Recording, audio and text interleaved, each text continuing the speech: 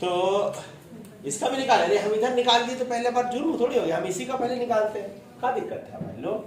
+2 sulphur का 4x minus equal to x का value, तो वही तो निकाल के यहाँ आया रे। ऐसे थोड़ी है कि हाइपर सुपरफिशियल और हाइपोथेटिकल कुछ नहीं होता है दिव्यांशु, समय पेन चलाना पड़ता है। जो लोग निकाल लिया था वो लोग बोल दिया, जो नहीं कुछ करवे नहीं किया, खाली नहीं समझ आया सर तो वैसे बोलेगा कुछ निकाल के कुछ किए सर हम गलत लाए। हाँ सर गलत, तो गलत लाइए तब ना, है ना। तो इसमें तो इतना हो गया ना जी। तो हम लोग का वैलेंसी फैक्टर निकालना है, तो बताओ यहाँ से यहाँ चेंज कितना हुआ? 0.5। कितना एटम का हुआ? एक एटम का ना, एक एटम का चेंज हुआ। यहाँ लगाओ यहाँ, तो 4 एटम ना, इसका निकालना है तो 4 एटम का ना होगा। 4 एटम का कितना होगा? 4 एटम का इंटू 4 करेंगे तो कितना होगा? यानी इस कंपाउंड का वैलेंसी फैक्टर क्या हुआ? इस कंपाउंड का अगर निकालना होगा तो m/2 इक्विवेलेंट वेट इस कंपाउंड का। लेकिन यहाँ अगर इसका निकालना होगा, इसका वैलेंसी फैक्टर निकालना होगा तो क्या होगा? यहाँ 2 ही सल्फर ना है, तो एक सल्फर का 0.5 है तो 2 सल्फर का यहाँ पे होता है m/1। यानी हाइपो का वैलेंसी फैक्टर कितना होगा? तो हाइपो का वैलेंसी फैक्टर 1 होगा, इसको याद रखना है। हाइपो का वैलेंसी फैक्टर रिडॉक्स रिएक्शन में जब कहीं मिलेगा तो उसको याद रखना है, कितना? 1। ठीक, हाइपो का नाम इसका है, बोले ना। हाँ यही हाइपो है, यही हाइपो है। हाइपो का वैलेंसी फैक्टर 1 होगा। ठीक, कॉपी करो। तो एक और डाउट है, जैसे सब लोग बोल रहे हैं कि Fe2C2O4 whole thrice change into 3CO2, ऐसी ना, ठीक ना। तो आयरन का कितना होगा? यहाँ वाला वैलेंसी यहाँ, और इसमें कार्बन का कितना होगा? ऑक्सीलेट में कार्बन का तो ऑक्सीलेट लिखे थे ना, C2O4 2 माइनस, तो 2x माइनस 8 इक्वल टू, ये कितना हो जाएगा? तो कार्बन का यहाँ 3 आया, तो यहाँ भी आयरन का 3 है, तो यहाँ तो कोई चेंज नहीं। यहाँ से कितना इलेक्ट्रॉन? तो यहाँ एक कार्बन का एक इलेक्ट्रॉन, यहाँ है कितना कार्बन? 2 है, 6 है, कितना? 6 ना, अरे यहाँ 2, 6 कार्बन, तो 6 कार्बन का 6 इलेक्ट्रॉन। इसका इक्विवेलेंट वेट इस कंपाउंड का अंडरलाइन जो किए हैं उसका है m बाई, मतलब वैलेंसी फैक्टर 6। ये सब याद नहीं रखना है, सब क्वेश्चन मिला है तो बनाना है। हम जहाँ पे याद रखना है वहाँ बताए ना, हाइपो का याद रखना है। हाइपो कितना? 1, वैलेंसी फैक्टर 1 m बाई। अब इक्विवेलेंट वेट बोलेगा तब ना बोलिएगा equivalent weight equal to molecular mass by 1। Valency factor हम लोग याद रखना है। जरूरत पड़ेगा वैलेंसी फैक्टर याद रहेगा तो आपको कुछ भी पूछ सकता है। इक्विवेलेंट वेट पूछेगा तो molecular mass by valency factor होता है ना। ठीक, तो लगभग वैलेंसी फैक्टर सीख गया थोड़ा थोड़ा। एक बार रिवाइज करते हैं, जरा सा देखते हैं किससे रिवाइज करेंगे। पूछते हैं शिवम से, पूछेंगे KMnO4 का वैलेंसी फैक्टर। शिवम खड़े हो जाओ।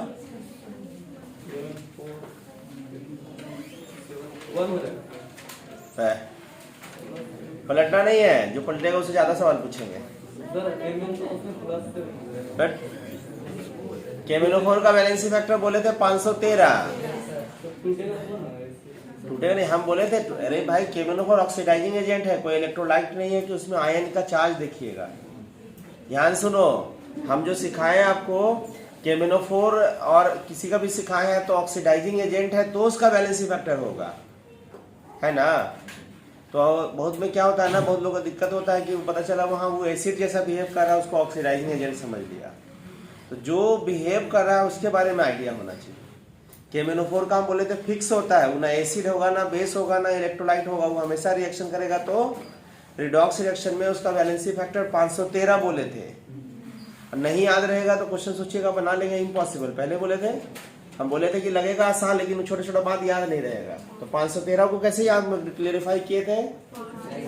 5 वैलेंसी फैक्टर, 1 और 3।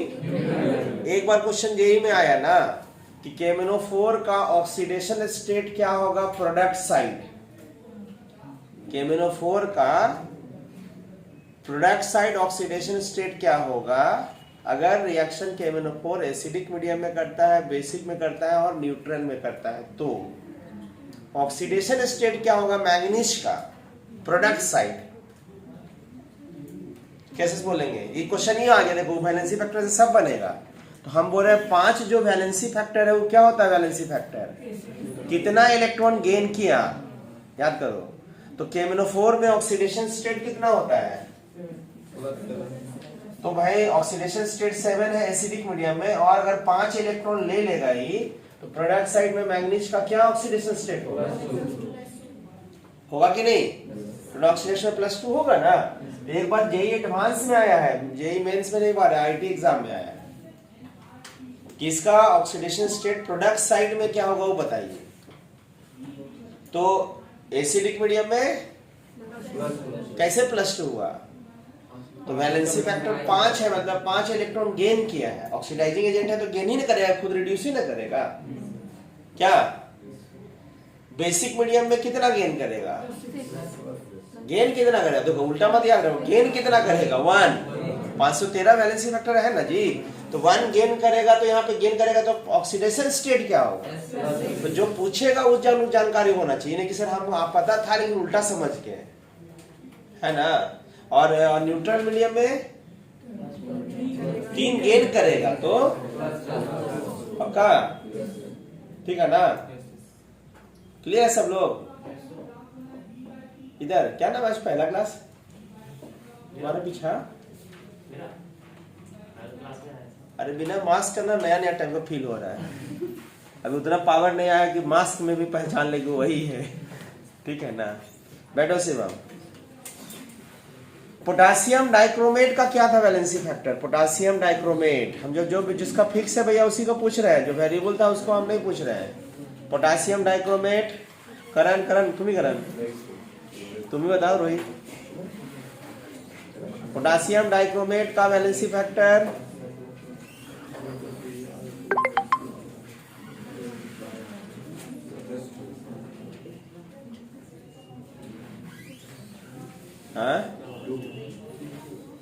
पोटासियम डाइक्रोमेट श्रेया को देखो याद है। देखो शिवम को याद है 6। कैसे याद है सब? प्रूफ करो। बैठो बाकी शिवम प्रूफ करेगा। प्रूफ करो। K2Cr2O7। हाँ K2Cr2O7 यही पोटासियम डाइक्रोमेट था। और ये फिर टूटेगा नहीं सर, बोले किसी भी रिड्यूसिंग एजेंट से रिएक्ट करेगा तो इसका फिक्स है कि प्रोडक्ट साइड क्रोमियम का ऑक्सीडेशन स्टेट टूटेगा वाला बात कहाँ करते हैं? जब वह इलेक्ट्रोलाइट होता है ना। तुम कंफ्यूज देखो, ये जो कंफ्यूज हो रहा है ना क्वेश्चन बनाने में, लगभग सब लोग वही कंफ्यूज करिएगा। कंफ्यूज हो जाइएगा कि वैलेंसी फैक्टर किसको कहाँ लेना है। अरे टूटेगा कितना चार्ज है वो कब लेना है? जब रिएक्शन इलेक्ट्रोलाइटिक होगा। इलेक्ट्रोलाइटिक का मतलब रिडॉक्स नहीं होगा। रिएक्शन बहुत प्रकार के होते हैं, जैसे एसिड बेस रिएक्शन हुआ, तो एसिड बेस रिएक्शन जब भी होगा ना तो उसमें वैलेंसी फैक्टर H+ और OH लेना पड़ेगा। तो पहले किसी रिएक्शन में वैलेंसी फैक्टर लेने से पहले आपको पहले क्लियरिफाई करना है कि reaction whether it is acid base reaction, whether it is a redox reaction, whether it is electrolytic reaction. तो रिएक्शन वेरी करेगा तो वैलेंसी फैक्टर लेने का तरीका भी बदलेगा। अगर कोई एसिड बेस रिएक्शन है तो उसमें गलती से कोई ऑक्सीडेशन नंबर निकालने लगेगा तो गलत। एसिड बेस रिएक्शन में दिव्यांशु हाँ सर नहीं, एसिड बेस रिएक्शन में वैलेंसी फैक्टर कहाँ रहता है तुम दिव्यांशु? तो सुबह सुबह मोराबादी में 6 बजे मिलो हमको रोज रोज, ठीक है ना। तुमको मेडिटेशन सिखाएंगे, how to make concentration, how to maintain concentration in classroom. There is special ओपेक का कौन कौन एटमॉस्फेयर होता है जो कि बोर्ड और तुम्हारे आईज के बीच में, उसको हटाने का तरीका, ठीक। ऐसे से कर रहा है सर, वहां पे नहीं। हाँ तो हम बोल रहे हैं कि एसिड बेस रिएक्शन रहा तो वैलेंसी फैक्टर, हाँ सर देखो 6 मार गोली ना उड़ा देंगे तो 5 जनवरी है तो फिर देखो भाई वो मारा 6 आ गया। अरे भाई एसिड बेस रिएक्शन में वैलेंसी फैक्टर क्या हो लेते हैं, हाँ देखना पड़ेगा जो एसिड रहेगा उसमें से कितना H+ टूटा और बेस रहेगा तो कितना OH टूट रहा है पर मॉलिक्यूल, ठीक है ना दिव्यांशु। अगर कोई रिडॉक्स रिएक्शन रहा, अगर रिडॉक्स रिएक्शन में देखेंगे कि किसी का ऑक्सीडेशन नंबर अगर बदल रहा है तो वो रिडॉक्स रिएक्शन होगा। और रिडॉक्स रिएक्शन में वैलेंसी फैक्टर लेना होगा तो कुछ का तो याद रहता है हम लोग को, और ये बता दे रहे हैं कि पूरा का पूरा रिएक्शन नहीं लिखा रहेगा क्वेश्चन में, रिएक्शन लमसम में आपको लिखना पड़ेगा टूटा फूटा टाइप का। पूरा रिएक्शन लिख के बनाने के लिए तरीका जो है वो स्टोइकियोमेट्री है, पूरा रिएक्शन रिएक्टेंट भी पता होगा, पूरा प्रोडक्ट भी पता होगा, तो उसके लिए हम लोग रिएक्शन में क्वेश्चन सॉल्व करते हुए स्टोइकियोमेट्री मेथड है, तो हम लोग अभी नहीं पढ़े हैं मान लिया, ठीक है ना।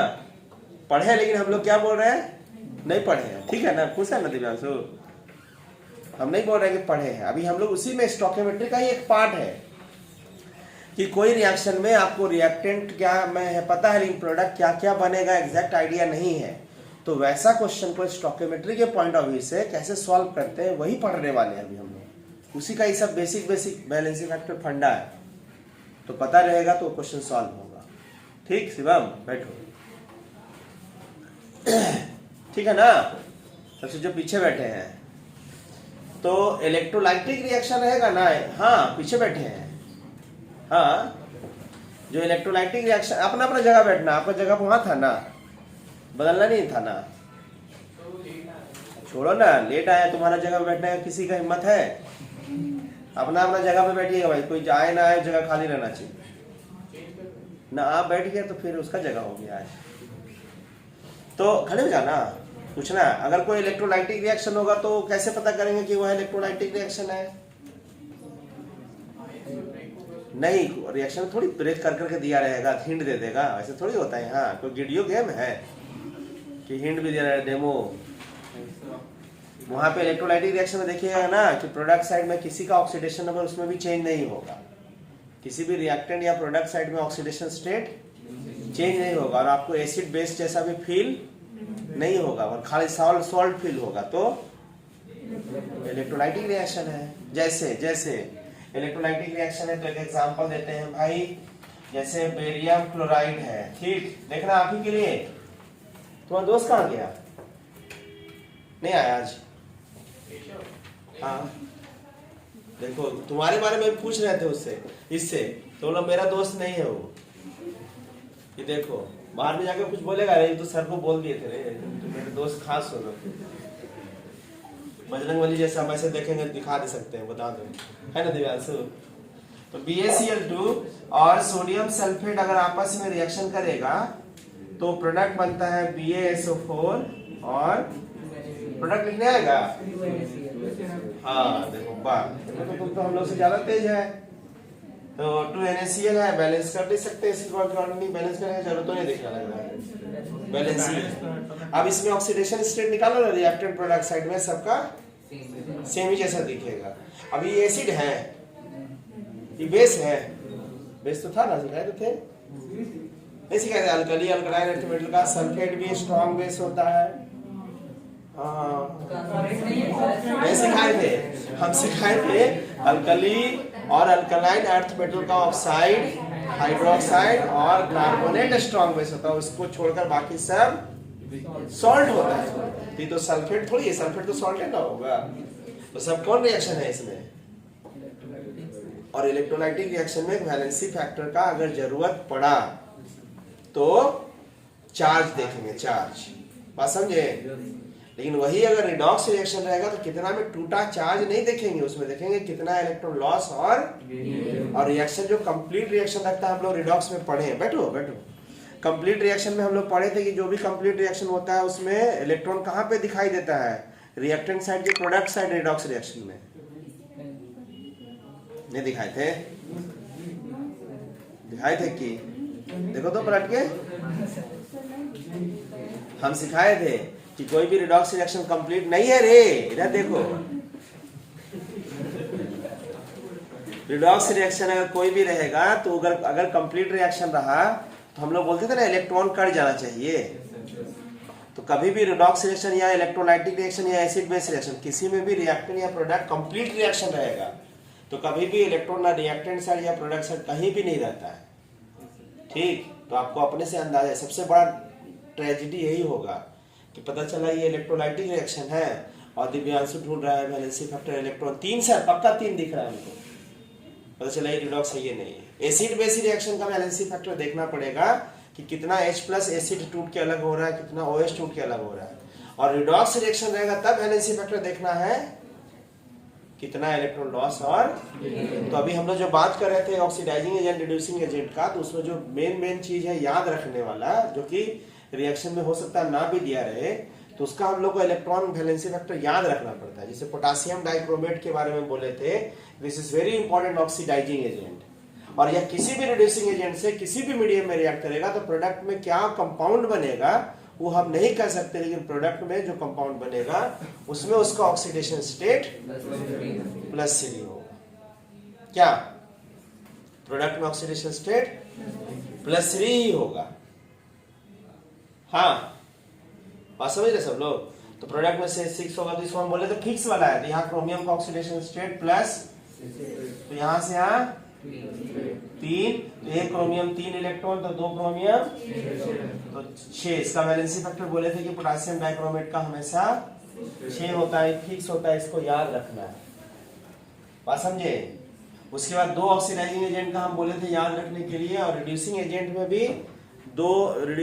में भी हम 2 एक से हो सकता भी लिखाए नहीं, कभी बता दे रहे हैं। एक बोले रिड्यूसिंग एजेंट में ferrous oxalate, this is very important reducing agent, ferrous oxalate का वैलेंसी फैक्टर बोले थे 3 बोले थे। कैसे 3 बोले थे क्लेरिफाई करेंगे तो आयरन 1 इलेक्ट्रॉन लॉस किया था, कार्बन देखो ना पीछे पलट के, नहीं याद है तब। ये बहुत लोग को याद है लेकिन बहुत लोग नहीं याद है, तो देखने में शर्माना नहीं है, बोलने से चीटिंग मत खाली करना। 2 था ना। अब देखो ये सब याद नहीं रहेगा ना, तो बोलिएगा क्वेश्चन नहीं बन रहा है तो फिर मेरा जिम्मेवारी नहीं है भाई, नहीं बनेगा।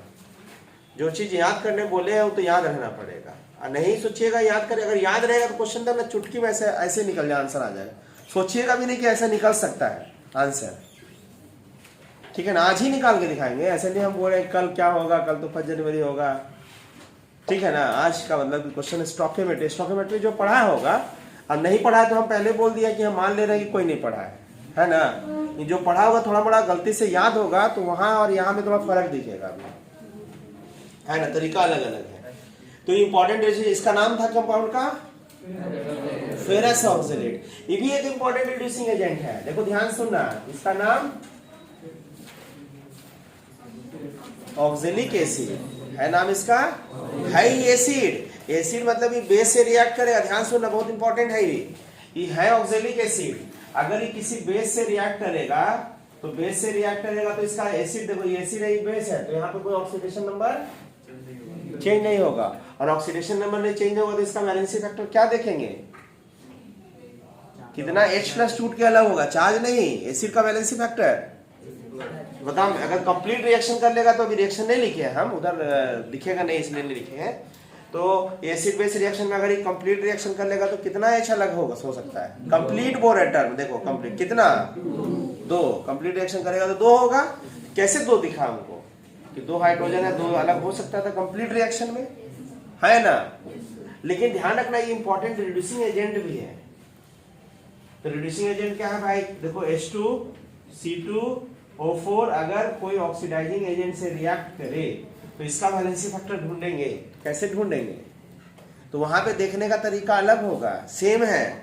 अरे तुम यहाँ पे बैठे हो दिव्यांशु, मान लिया जैसे तुम पढ़े किसी स्कूल में या किसी कॉलेज में कर रहे, तुम्हारे पापा या भैया कोई वहां पे है, तुमको बोलेगा ये तो मेरा दोस्त है, बाकी सब तुम स्टूडेंट हो, ऐसा होता है।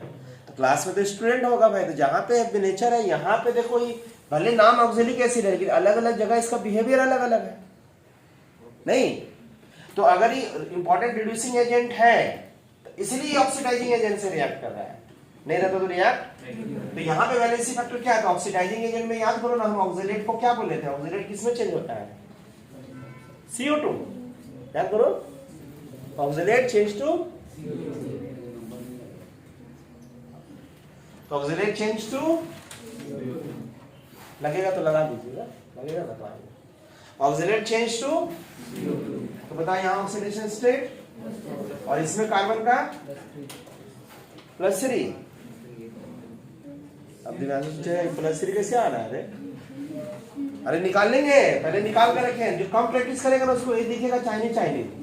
इसलिए तब घर पे जाकर खूब प्रैक्टिस करना, अगर सही में पढ़ना चाहते हैं सब तब ज्वाइन कर लिया। हाँ तो +3 है, देखो तो +3 से +4 एक इलेक्ट्रॉन, तो यहाँ कितना कार्बन? 2 कार्बन है, तो 2 कार्बन कितना होगा? देखो हालांकि दोनों के केस में वैलेंसी फैक्टर कितना हो रहा है? ऑक्सैलिक एसिड में ये भी 2 है, ये भी 2 है, लेकिन दोनों का देखने का तरीका अलग अलग है ना? ये मत बोलना, बोलेगा सर दोनों एक है, तो हम काहे दिमाग, जब मान लेंगे तो वैसा मान नहीं लेना ना, इसलिए नहीं मान लेना क्योंकि हो सकता है रिएक्शन चेंज हो सकता है। रिएक्शन कैसे चेंज होगा देखो, समझ आ रहा है? थोड़ा थोड़ा बोल रहे जो सब लोग, लेकिन खाली क्लास में समझने का प्रयास कीजिएगा ना तो गलत हो जाएगा ना। हमेशा क्लास में, हमेशा घर में भी जाके हम बोले थे कि क्वेश्चन देना, थोड़ा सा पढ़ना, इसको लगेगा कि आप ये आसान पढ़ रहे हैं, लेकिन हम पूछेंगे तो उसमें भूल जाइएगा, है ना? जहां भूल जाइएगा तो फिर आशा रखना, भूल जाइएगा कि क्वेश्चन बनेगा। आदर्श है ऑनलाइन में,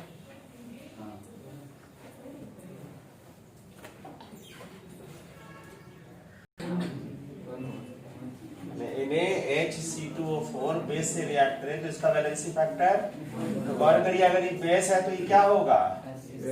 और एसिड में देखते हैं नंबर ऑफ डिस्प्लेसेबल, कितना डिस्प्लेसेबल H है? एक तो डिस्प्लेसेबल, तो एक तो डिस्प्लेसेबल H प्लस है, तो वैलेंसी फैक्टर यहाँ पे इसका क्या लेंगे? इक्विवेलेंट वेट अगर निकालना हो तो इक्विवेलेंट वेट अगर पूछेगा तो निकाल लेंगे। आपको वैलेंसी फैक्टर का मेन रोल है, 1 है वैलेंसी फैक्टर। हम इक्विवेलेंट वेट पूछेंगे तब आप ई निकालिए, ये नहीं कि कुछ पूछे नहीं तो ई निकाल देंगे, ऐसा नहीं, ठीक।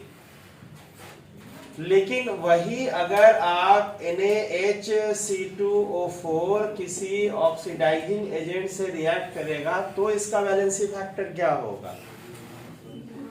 ऑक्सीडाइजिंग एजेंट से अगर रिएक्ट करे तो वैलेंसी फैक्टर क्या होगा? तो याद करो, ऑक्सीडाइजिंग एजेंट में यहाँ ऑक्सलेट आयन चेंज टू, बाकी सब ऐसे होगा। तो यहाँ ऑक्सलेट में कार्बन का ऑक्सीडेशन स्टेट और यहाँ +4, तो चेंज। सीधे सीधे आप याद रख सकते हैं कि एक ऑक्सलेट का वैलेंसी फैक्टर 2, तो कार्बन में 2 ना हुआ रिडॉक्स रिएक्शन में, है ना? तो जब ई देखो ध्यान से, रिड्यूसिंग एजेंट हो गया, रिड्यूसिंग एजेंट कैसे पता चला? रिड्यूसिंग एजेंट जब ई, तो इसका वैलेंसी फैक्टर 2 होगा। नहीं तो ये डिफरेंशिएट करने आना होगा कि कौन रिएक्शन एसिड बेस रिएक्शन है, कौन रिएक्शन रिडॉक्स है, कौन रिएक्शन इलेक्ट्रोलाइटिक है। तो जैसे बोला ये रिएक्शन इलेक्ट्रोलाइटिक है ना? कैसे पता चला इलेक्ट्रोलाइटिक? थोड़ा सा और क्लियर हो जाए तो ये एसिड है, बेस है नहीं, किसी का ऑक्सीडेशन नंबर चेंज हो रहा है नहीं, तो कौन रिएक्शन हो गया?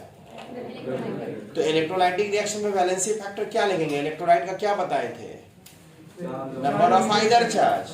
तो ये टूट के कितना चार्ज होगा इसका? यहाँ पे +2, 2 ना, तो इसका वैलेंसी फैक्टर 2, माने X मतलब वैलेंसी फैक्टर। इसका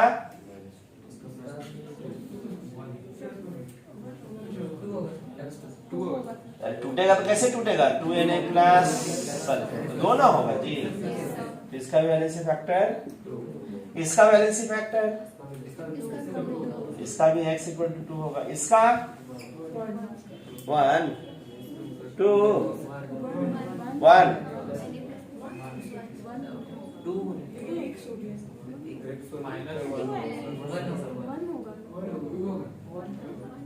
1 क्यों होगा श्रेया? 1 क्यों होगा? अब बोलो। टूटेगा, हाँ, तो Na+ और Cl टूटेगा, तो 2 सोडियम में 2 ना होगा, सुमित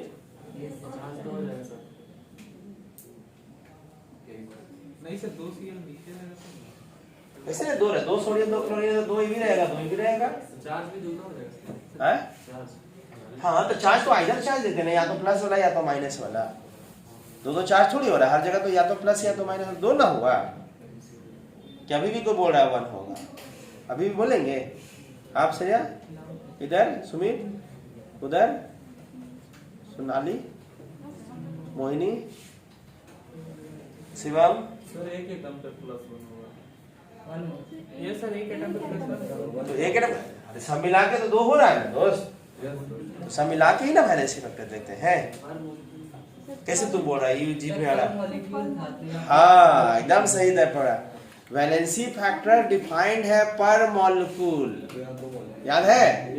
तो भाई यहाँ पे 2 कोफिशिएंट में 2 मॉलिक्यूल का थोड़ी, या तो 50 होगा तो 50 मॉलिक्यूल का निकालेंगे। वैलेंसी फैक्टर तो डिफाइंड है पर मॉलिक्यूल ना, मतलब कोफिशिएंट पर डिपेंड कौन नहीं डिपेंड करता है। हाँ क्योंकि डिफाइंड है वैलेंसी फैक्टर पर मॉलिक्यूल, इसलिए आंसर 1 ही होगा। ठीक, क्लियर ना? हाँ तो नहीं तो भी अभी नहीं कंफ्यूजन होगा तो बाद में होगा कंफ्यूजन। तो वैलेंसी फैक्टर हमेशा एकदम सही बोला कि वैलेंसी फैक्टर हमेशा पर मॉलिक्यूल डिफाइंड है। बार बार हम लोग पर मॉलिक्यूल आ गया। आदर्श है, देखते हैं एक और क्वेश्चन है। आदर्श अभी हम लोग पढ़ाए कुछ नहीं है, जो पिछले क्लास में पढ़ा रहे थे उसी का केवल रिवीजन कर रहे हैं। जो पढ़ाए थे उसी का रिवीजन हो रहा है अभी।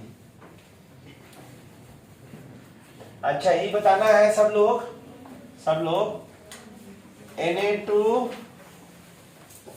C2O4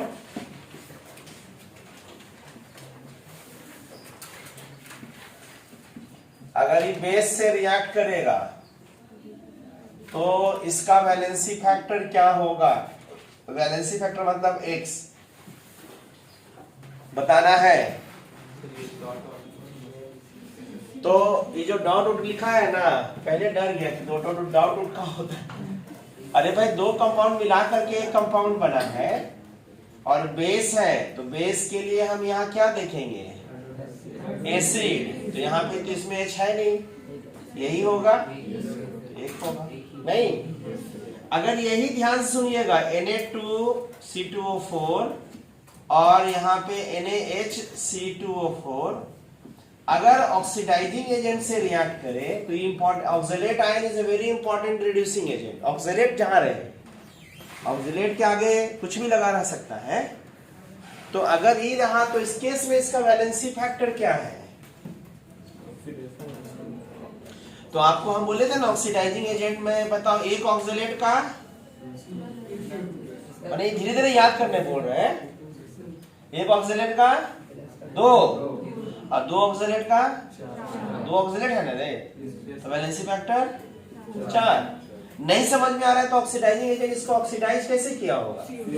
और यहाँ पे ऑक्सीडेशन स्टेट, और ऑक्सलेट में हम लोग कार्बन का बहुत बार निकाल चुके हैं, इसलिए यहाँ पे निकाल नहीं रहे हैं। ऑक्सलेट में कार्बन का यहाँ भी, तो बताओ +3 से +4 में 1 इलेक्ट्रॉन, तो एक ऑक्सीजन कार्बन 1 इलेक्ट्रॉन लॉस कर रहा है। तो यहाँ सब मिला के कितना 2 और 2 तो 4, तो 4 लॉस किया होगा। इसको तो याद भी रख सकते हैं ना कि एक ऑक्सीडेट जब ऑक्सीडाइजिंग एजेंट से रिएक्ट करता है तो 2 ही इलेक्ट्रॉन का रोल होता है उसमें। क्या 2 ऑक्सीडेट है तो FeC2O4 में कितना ऑक्सीडेट था? 3। अरे FeC2 ऐसे फेरिक ऑक्सीडेट, इसमें ऑक्सीडाइजिंग एजेंट से रिएक्ट किया तो कितना ऑक्सीडेट था? तो एक ऑक्सीडेट का वैलेंसी फैक्टर, तो 3 ऑक्सीडेट का कितना होगा? 6 होगा ना, तो 6 होगा, तो यहाँ पे 6 होगा वैलेंसी फैक्टर इसके हिसाब से। क्या पक्का? आयरन पे तो फेरस में तो फेरिकेन है, +3 है, प्रोडक्ट में प्लस है, इसमें एग्जाम्पल कराए थे। इसका रिकॉर्डिंग हो रहा है अदर्स, अभी जितना है अभी थोड़ा लेट हो गया ज्वाइन करने में, कराने में, दोनों में। तो अभी हम लोग क्लास करेंगे तो रिकॉर्डिंग है, रिकॉर्डिंग तुमको हम भेज देंगे मोबाइल पे, है ना? जो डाउट होगा उसको पूछना भी है। चलिए कॉपी करिए इसको। पहले लिखा दे रहे हैं, देखो टॉपिक लिखाने के बाद प्रैक्टिस छोटा छोटा पार्ट को ब्रेक कर करके पढ़ाएंगे। हेडिंग लिखिए law of equivalence. Law of equivalence. तो लॉ ऑफ इक्विवेलेंस, देखो लॉ ऑफ इक्विवेलेंस लिखा हुआ लग रहा कोई लॉ हो खतरनाक, तो कोई ना खतरनाक लॉ टाइप का होगा, तो है तो लॉ बहुत खतरनाक, लेकिन लिखने लायक ज्यादा नहीं है, समझने वाला चीज है, ये समझने वाला है। लॉ ऑफ इक्विवेलेंस क्या होता है ना, जैसे तो समझाने के लिए हम एक एग्जांपल देते हैं, तब हम इसको स्टेटमेंट बोलेंगे। जैसे BaCl2 में Na2SO4 रिएक्ट किया तो BaSO4 और NaCl, ठीक, इसका 2 मोल बैलेंस कर लेते हैं। ऐसे जब हम लोग पढ़ते हैं ना रिडॉक्स, वॉल्यूमेट्रिक पढ़ते हैं ना, नहीं जो क्या, तो इसमें ना बैलेंसिंग का उतना रोल नहीं है, जरूरत नहीं है बैलेंसिंग का। तो ये रिएक्शन क्या है बताओ तो, ये रिएक्शन कौन सा रिएक्शन है, ये इलेक्ट्रोलाइटिक रिएक्शन है, रिडॉक्स नहीं है, एसिड बेस भी नहीं, ठीक। रिएक्शन को थोड़ा सा पढ़ने आता है ऐसे, इसको यहाँ पे कुछ नहीं लिखा है, इसको क्या बोलते हैं, कोफिशिएंट 1, और ये भी, और यहाँ भी कोफिशिएंट, यहाँ, और इसको रिएक्शन में पढ़ेंगे तो कह सकते हैं कि इसका 1 मोल अगर रिएक्शन में पार्टिसिपेट करेगा, कोफिशिएंट जो होता है उसी को, तो इसका 1 मोल अगर रिएक्शन में खत्म होगा तो 1 मोल खत्म होने के लिए इसका भी 1 मोल खत्म होगा, तभी इसका भी 1 मोल खत्म होगा। ये नहीं बोलेगा हम आगे से जा रहे तुम पीछे से आना, वैसा नहीं। 1 मोल खत्म होगा तो साथ साथ में इसका भी 1 मोल खत्म होना ही होना है, तभी खत्म होगा। तो इसका प्रोडक्ट में और ये ठीक, कोफिशिएंट मोल होता है, लेकिन कोफिशिएंट केवल रिलेशन के लिए मोल होता है। हम 1 मोल में अच्छा नहीं लग रहा है, इसको 10 मोल अगर ये खत्म होगा तो कोफिशिएंट बराबर, इसलिए मोल बराबर बराबर खत्म होगा, तो इसका भी, सब लोग को समझ आ रहा है। मैंने स्पेशली वो लोग जो स्टोकियोमेट्री टाइप का नाम नहीं सुना है उसके लिए बोल रहे हैं, नहीं सुना है उसको, मैंने कोफिशिएंट देके पढ़ सकते हैं ना, कोई कॉन्सेप्ट नहीं है ये। तो 10 मोल अगर ये खत्म होगा तो इसका भी, तो ये मोल बनेगा, और ये, तो ये 10 मोल कौन सा मोल है जो हम लिए कि जो खत्म हुआ, जो खत्म हुआ। आप लेने के लिए 1 करोड़ मोल ले लीजिए ना, तो 10 मोल ही खत्म होगा तो इसका भी 10 ही मोल खत्म होगा, ज्यादा रहेगा तो बचा हुआ रह जाएगा। बात समझे, ठीक, पक्का। ये मोल है, लेकिन आगे हम लोग सिखाएंगे ना मोल को इक्विवेलेंट में बदल। मोल क्या है, यूनिट है अमाउंट को मेजर करने का ना, मोल है ना। इस मोल को हम लोग इक्विवेलेंट में कन्वर्ट करने सिखाएंगे, मोल को। तो जब इसको इक्विवेलेंट में खत्म करिए, कन्वर्ट करिए ना, सिखाएंगे तुरंत, तब हम लोग आगे इसको पूरा पढ़ाएंगे। तो मोल को अगर हम इसको इक्विवेलेंट में चेंज करेंगे, तो अगर ये मान लेते हैं A इक्विवेलेंट हुआ, अभी चेंज करने नहीं सिखाया आप लोग को, तो पहले सिखा देते तब इसको हम लोग ठीक लिखेंगे, नहीं तो हम लोग अभी पढ़े क्या था, थोड़ा सा पहले लिखा गया, कोई दिक्कत नहीं, ना तो कंफ्यूजन होगा। अभी लॉ ऑफ इक्विवेलेंस लिख लिए हेडिंग, थोड़ा सा इसको भी रहने दीजिए, इसमें लिखिए आगे का हेडिंग लिखिए पहले इक्विवेलेंट, ना तो कंफ्यूजन हो जाएगा थोड़ा सा। हमें ध्यान रहा नहीं कि पहले उसको बताना था, ना छोड़ो जगह, जहाँ पे जगह नहीं छोड़ने की जरूरत है। लिख लीजिए हेडिंग आगे का इक्विवेलेंट। इससे पहले हम लोग क्या पढ़े थे इक्विवेलेंट वेट, लेकिन अभी हम लोग क्या पढ़ रहे हैं, ध्यान सुनिए, दोनों में थोड़ा बड़ा का फर्क है। इससे पहले ध्यान सुनना, इससे पहले जो हम लोग पढ़े हैं, हम लिख इसलिए रहे क्योंकि सब लोगों को कंफ्यूजन होता है इसमें। हम लोग पढ़ रहे थे इससे पहले इक्विवेलेंट, जिसका की नोटेशन कैपिटल ई था, ये हम लोग पढ़ लिया, और इसका वैल्यू पढ़ लिए। इक्विवेलेंट के आगे क्या लगा रहता है, इक्विवेलेंट वेट एक टर्म है, लेकिन अब हम लोग जो पढ़ रहे हैं, ये देखना पहला चीज, अभी जो हम लोग पढ़ रहे हैं उसका नाम केवल इक्विवेलेंट है, आगे वेट, और इसका शॉर्टकट नोटेशन, बात समझे, ई और ई क्या दोनों अलग अलग है। ये हम पढ़ा दिए, अभी क्या पढ़ाने वाले हैं, इक्विवेलेंट। ठीक, पक्का।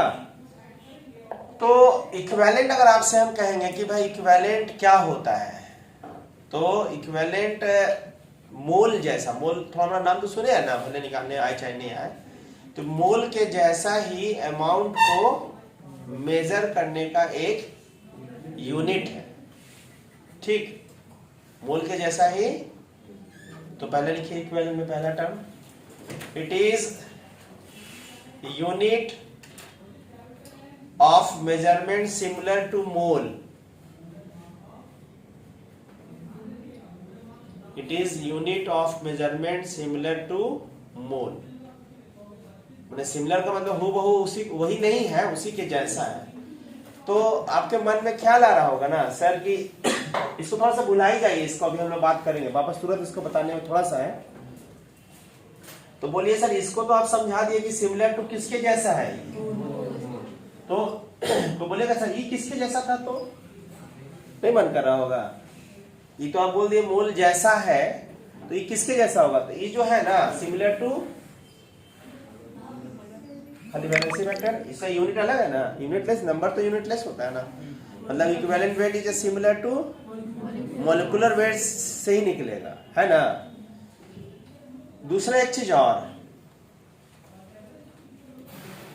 जो समझा रहे हैं, इसी को समझा रहे हैं हम लोग, थोड़ा सा बीच में गलत एक पॉइंट दिखाना लगता होता, तब लॉ ऑफ इक्विवेलेंस समझ आता है। जैसे कि कोई रिएक्शन H2SO4 है और NOH से रिएक्शन किया, तो सोडियम सल्फेट प्लस वाटर का फॉर्मेशन हुआ। तो बताइए कि इस रिएक्शन में इक्विवेलेंट वेट कितना होगा H2SO4 का, कंप्लीट रिएक्शन होगा तो वैलेंसी फैक्टर, वैलेंसी फैक्टर 2 हो गया। इक्विवेलेंट वेट H2SO4 का m बाई n, कितना मॉलिक्यूलर मास,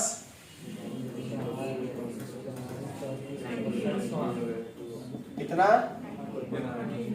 49, पक्का 49 क्या केजी की टन,